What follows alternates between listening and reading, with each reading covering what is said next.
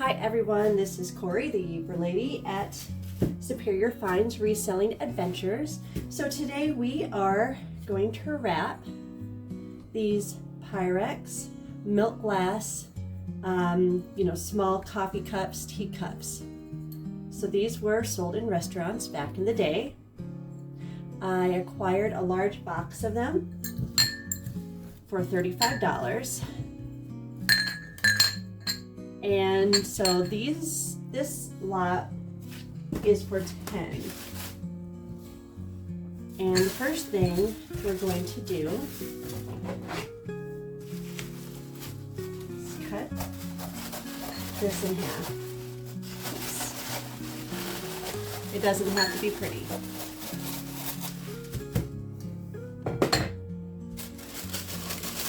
And I always like wrapping them in tissue paper first.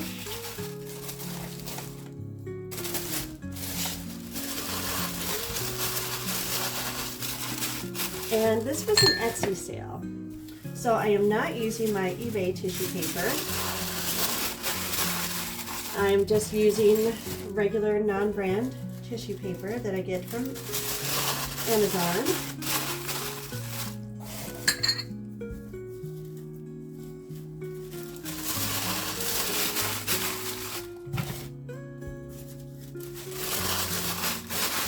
And I wrap them in tissue paper just to give the cups a little bit of an extra buffer when shipping.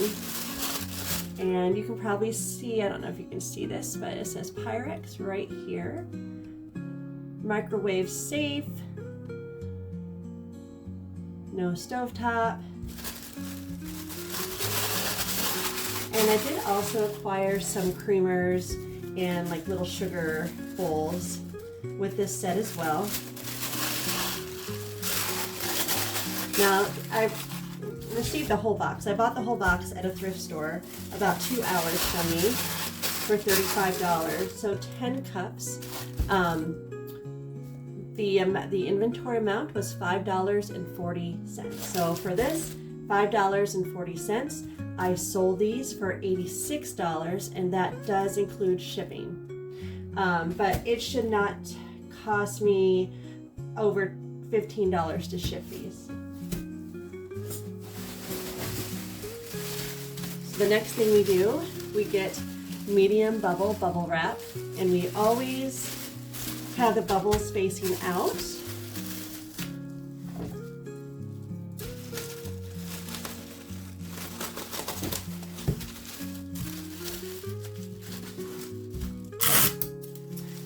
And if you're interested in getting Pyrex or these particular cups, I will say, or if you'd see them at a thrift store, I will say they sell. Pyrex is a sought out company. The vintage Pyrex is sought out. Now, this is how it looks. Now I'm going to double wrap it, and where I taped it is where I'm going to start. So I'm not going to put it this way, because then I would just tape it at the ends again, and that doesn't give me any real cushion on these sides. So this way, and you'll see what I'm talking about here.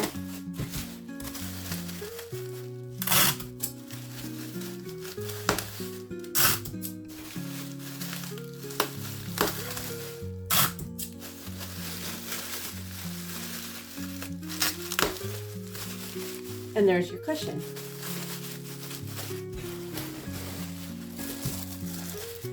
So I bought these back in August of 2022.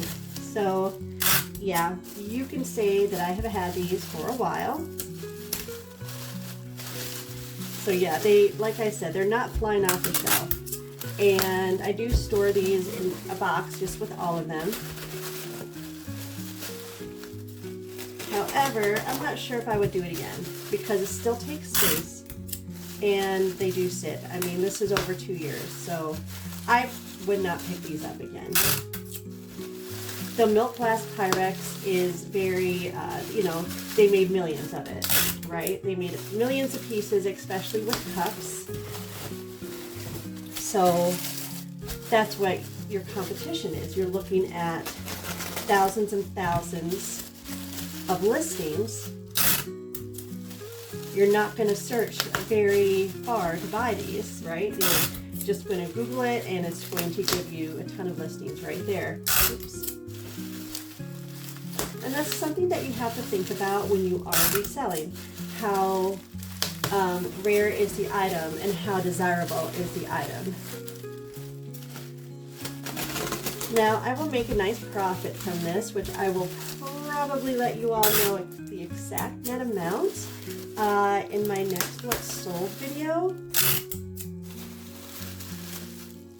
So, you know, I'm happy I'm going to make probably over $50. It's always nice to net that much. And if you are going to do that, just make sure you have a large inventory area. So I have over 3,000 listings. And out there goes my tape. And I have an entire basement. Let me get the tape. Selling in a basement has its pros and cons. I mean, it's great because of all the room. You know, your house isn't cluttered up, but then you have to make sure that the basement is dry. So I am going to be putting the humidifiers in there because I just moved to this house that I'm in right now.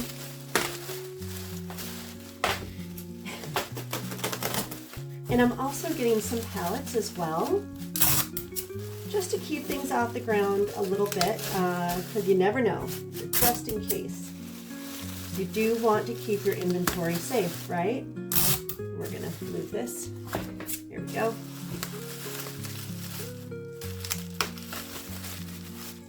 Here's another one.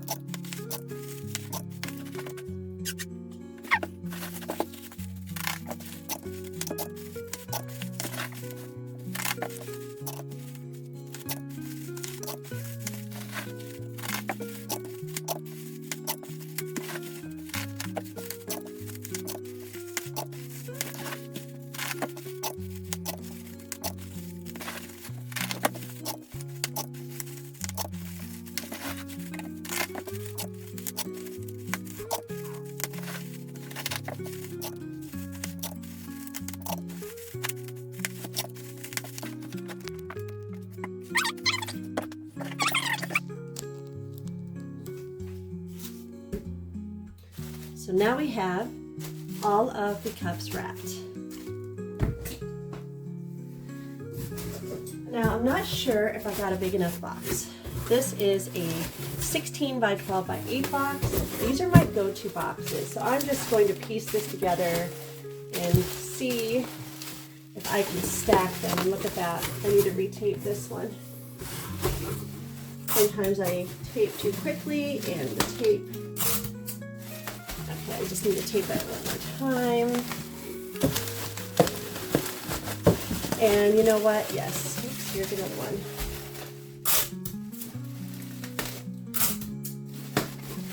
So I stand them like this. I will then, let's see if I can do this.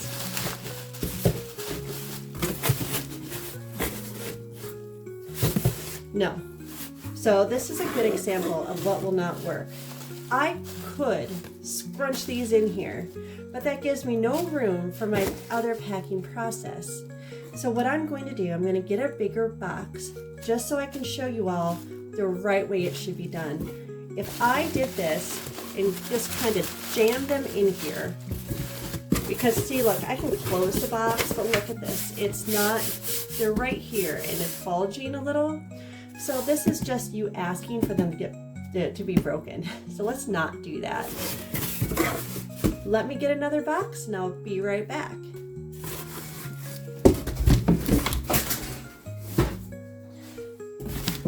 So So my other to-go box for my larger packages is 17 by 11 by 13. I buy these at Walmart.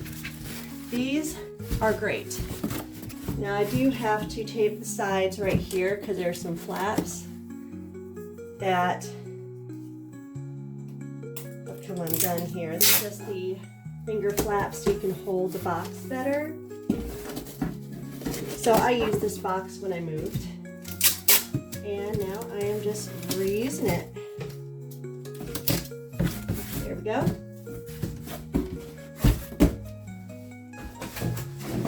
This is going to be loud, but I'm going to rip some craft paper.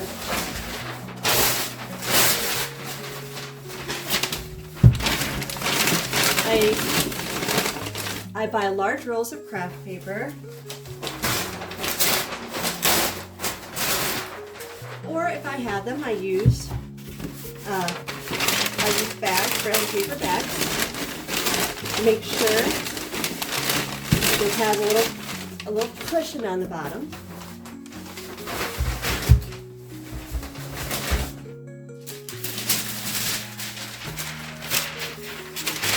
Then I put packing paper in, so it has a nice beginning surface. Let me just tip this camera a little bit this way. Okay, there we are. So I'm going to begin stacking them right now. Now this may be a little big, this box. However, I would rather it be a little bit too big and either cut it to size or cushion it with more craft paper than to have it too small.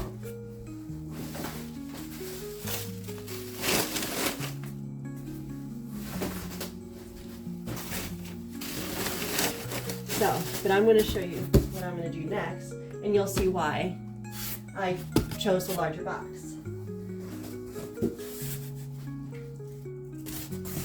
This is just a scrap cardboard piece from another box. I am obviously not going to use to ship. I already cut it, and I'm going to line this.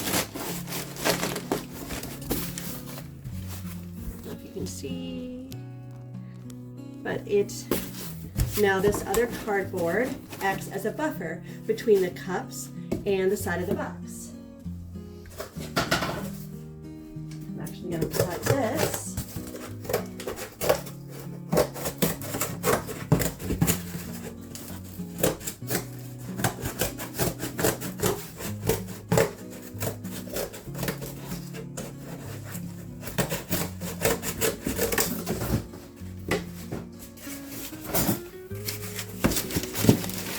I'm going to make sure the entire box is lined. You see that?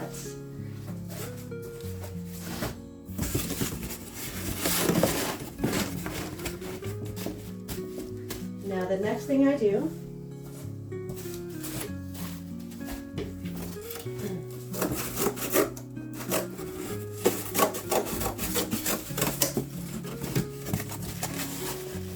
right here, I'm placing a piece of cardboard. Just want to make sure you can see that right here. Then I'm going to get a smaller piece of cardboard and place it in between the cups. But first I'll take this, put this right here,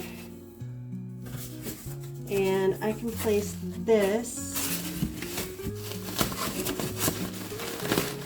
right here.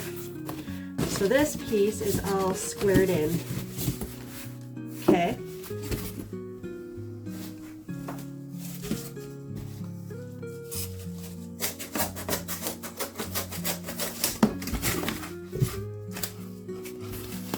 This is a smaller piece. I'm going to put right between these two cups here.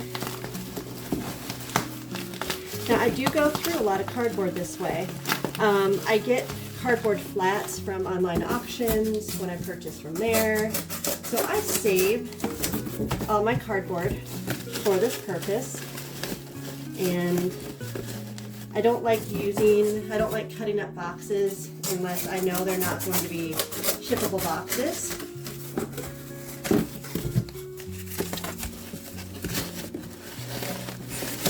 And this right here, like this. Oops. I'm going to do just like this. So now, look at that. They're all in their own compartments. Very nice and neat. Okay. Next thing I'm going to do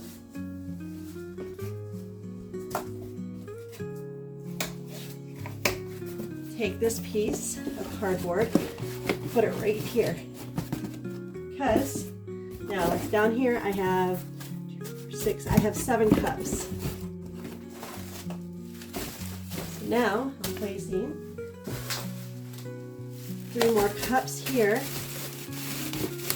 and see how the cardboard on the sides, right here, they're still acting as a buffer, okay? But I am going to create sides for each cup.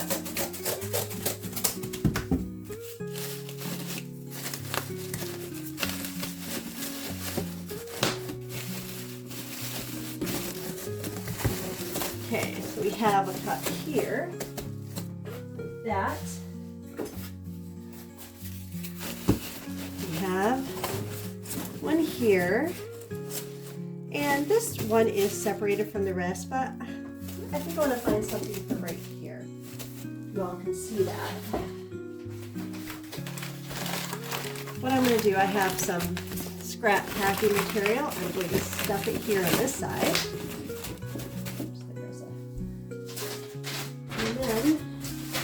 Here we go. Now this does weigh the package down more, right? But I have learned through everything in my reselling career that if you have to pay a little bit more for shipping, it's a lot better than if you have to refund a disappointed buyer because 1 or 2 or more of the cups or bowls or plates, any dishes are breakable if it breaks. Because then you're going to have to, if it's all broken, you're going to have to refund the shipping and the price they paid. So you're out, and you're out all of those supplies because you have to refund everything, right? So, or you have to give a partial refund, and that really cuts down on your net profit, okay? So this is why I do it this way. Now, I'm not going to cut this to size because there's not a lot to cut. And I don't like cutting to size unless I absolutely, unless I really have to because it's really a big box. This is actually a perfect size box though. So what I'm going to do, I'm going to put some more craft paper right here.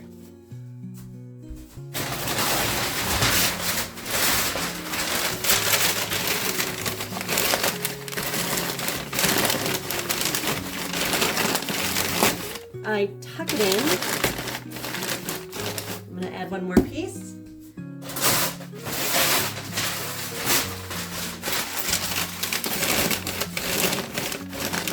All right, now here comes my first test. I'm going to shake the box and put it upside down. Do you hear that? You shouldn't hear anything. So it's perfect. Now, I will add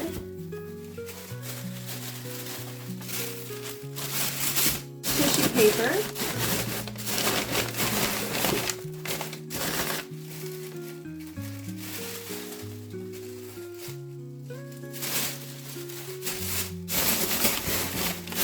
So when the buyer opens this,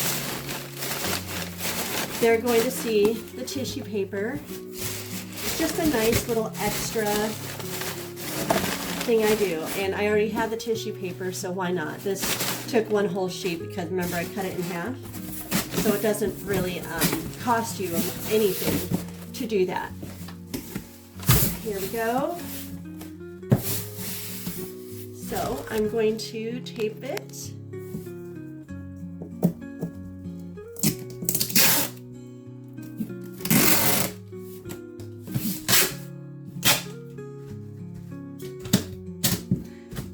And I'm putting the tape. Do you see the side tab right here?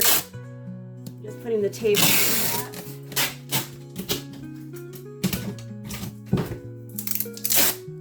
Right there. Okay. Then I like taping the side right here.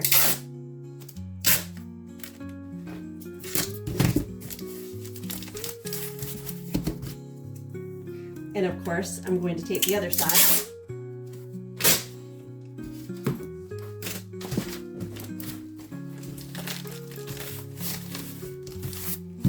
And